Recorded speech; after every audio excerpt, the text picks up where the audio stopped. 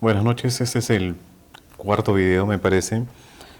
Este video está centrado en el tema de los procesos metacognitivos.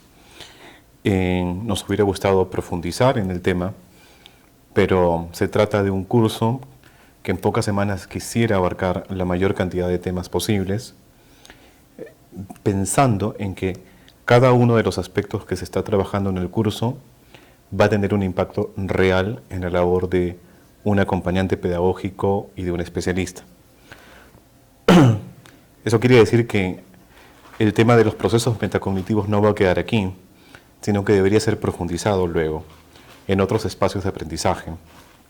Y tiene que ver también con iniciativa de los grupos de trabajo en donde esto se vaya desarrollando. Lo que sí es cierto es que ese es un muy buen punto de partida para aclarar y profundizar un poco este concepto. En principio, el texto que ustedes tienen como lectura obligatoria es una adaptación, una traducción de un texto publicado por la OSD. Está en inglés, lamentablemente, pero está disponible para el público.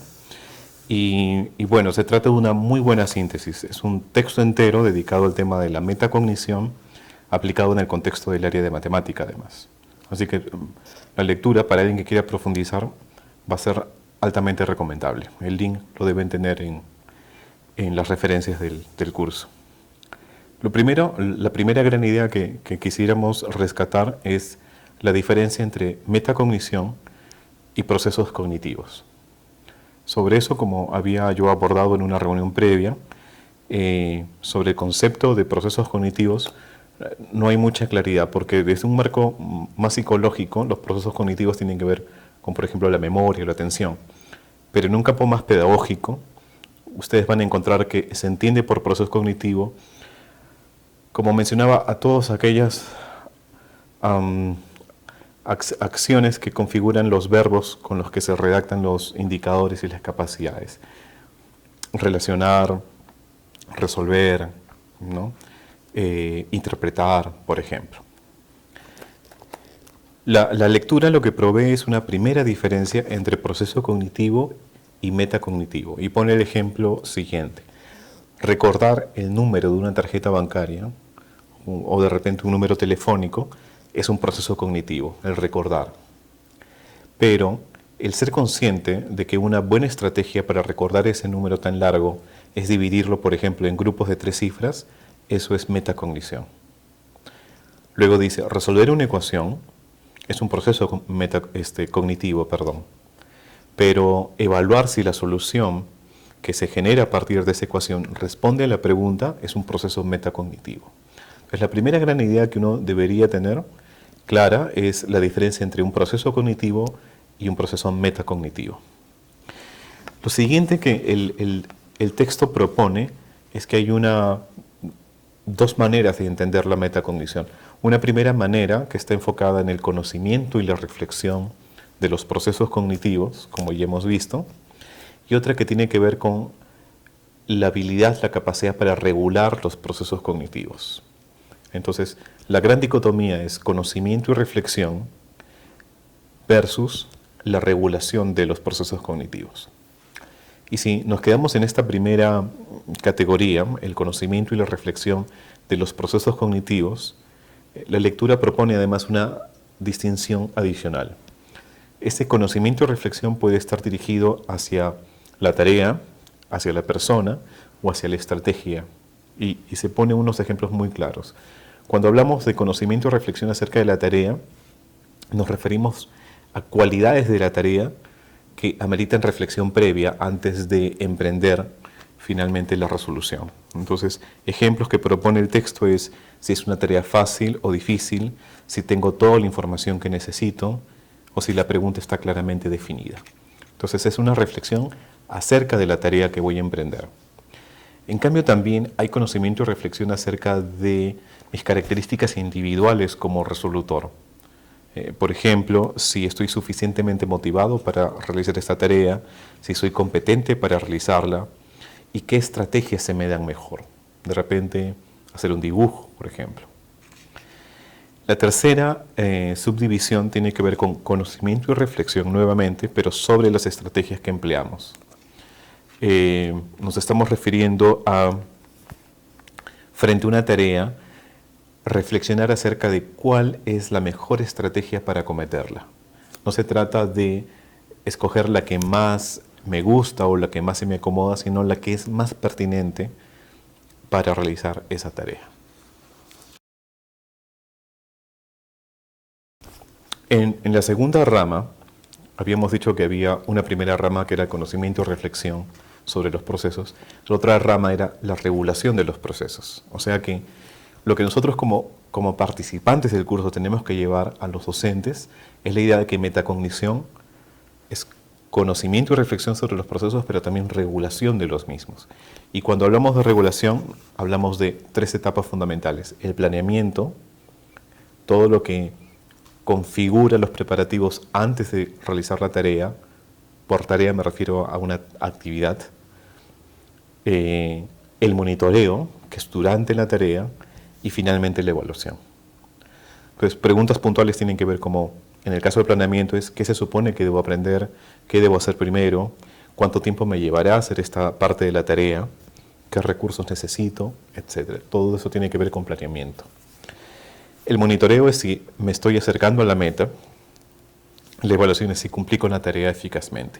Y ustedes van a encontrar seguramente similitudes con algunas otras propuestas como la de Polya en términos de cuáles son los pasos para resolver un problema. Y entonces son, no marcos teóricos, pero sí son propuestas, digamos, que conversan totalmente entre sí.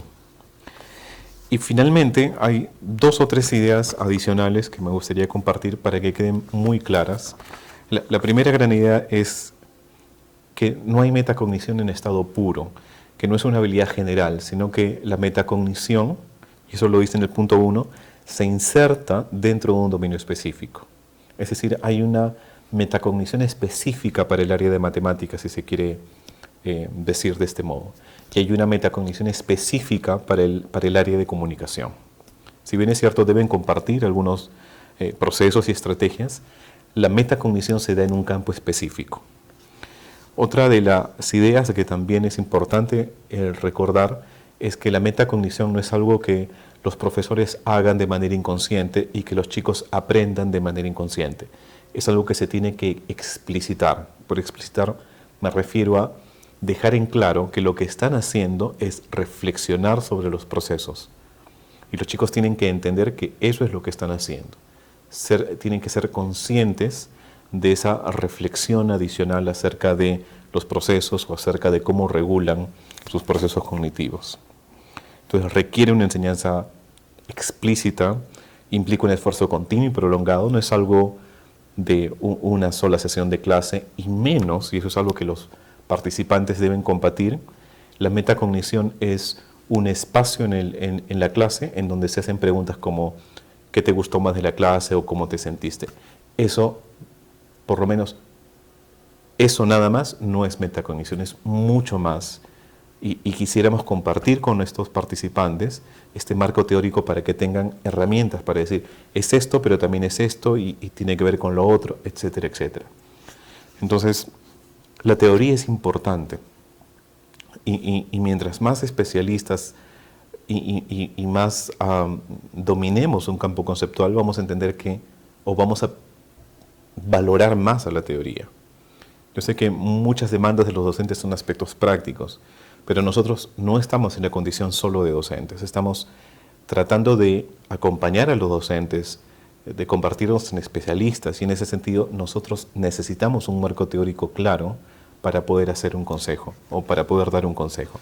Si no, quedaría todo en términos del sentido común o de lo que a mí me parece, pero que hay teoría que te puede respaldar, y me estoy dirigiendo a un acompañante o un especialista en tu trabajo diario con los docentes.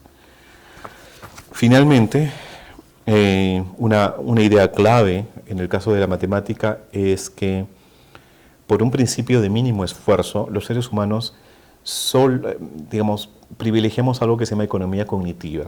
Nos esforzamos lo mínimo posible para resolver una determinada tarea. Si esa tarea no implica mucha precisión, si no hay demasiada expectativa sobre el resultado de la tarea, mis esfuerzos cognitivos van a ser los menos posibles. Me voy a esforzar lo menos que pueda. Entonces, la metacognición no es algo que aparezca cuando yo hago una tarea rutinaria. Para hacer algo que hago usualmente y que yo ya sé cómo hacerlo, no necesito metacognición, no necesito reflexión.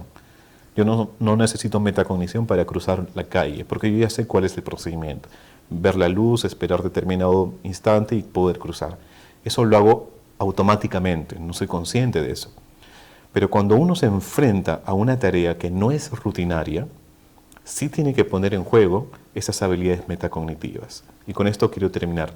Lo que este texto muy interesante plantea, entre otras cosas, es que la metacognición cobra sentido y realmente uno capta su valor cuando uno enfrenta al estudiante a situaciones no rutinarias, a problemas no rutinarios. La metacognición nunca se va a desarrollar con ejercicios. La metacognición se va a desarrollar a través de problemas adecuadamente desafiantes para los estudiantes. Buenas noches.